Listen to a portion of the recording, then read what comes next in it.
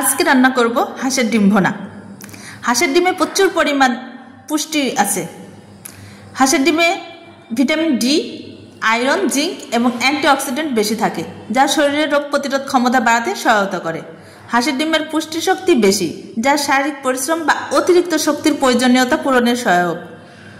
Omega 3 এবং অ্যান্টিঅক্সিডেন্টের কারণে এটি হৃদরোগের ঝুঁকি কমাতে সাহায্য করে।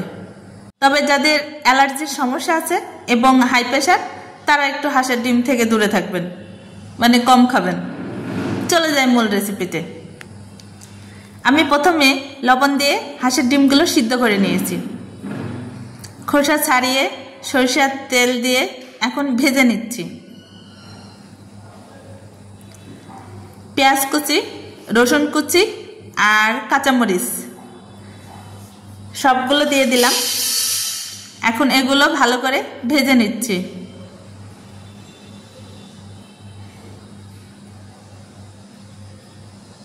হালকা একটু পানি অ্যাড করছি।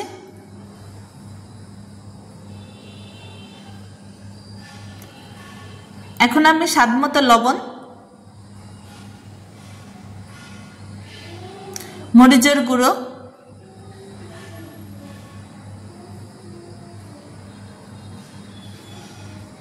হলুদের গুঁড়ো,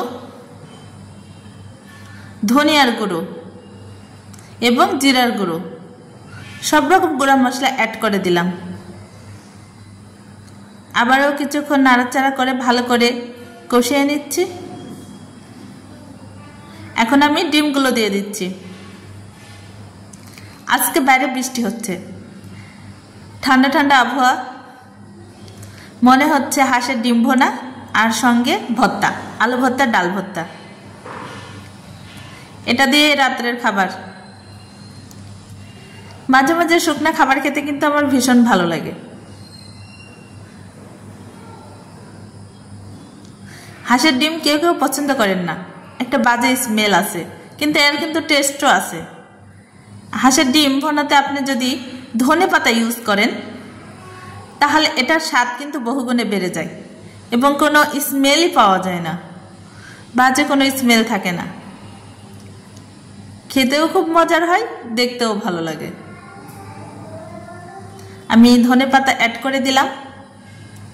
আবারও কিছুক্ষণ নাড়াচাড়া করে কষিয়ে নিয়ে রান্না করে নিচ্ছি। গরম গরম ভাতে হাঁসের ডিম ভুনা, সেই স্বাদ। রান্না কমপ্লিট। এখন আমি জিরা ভাজার গুঁড়া অ্যাড করে দিচ্ছি।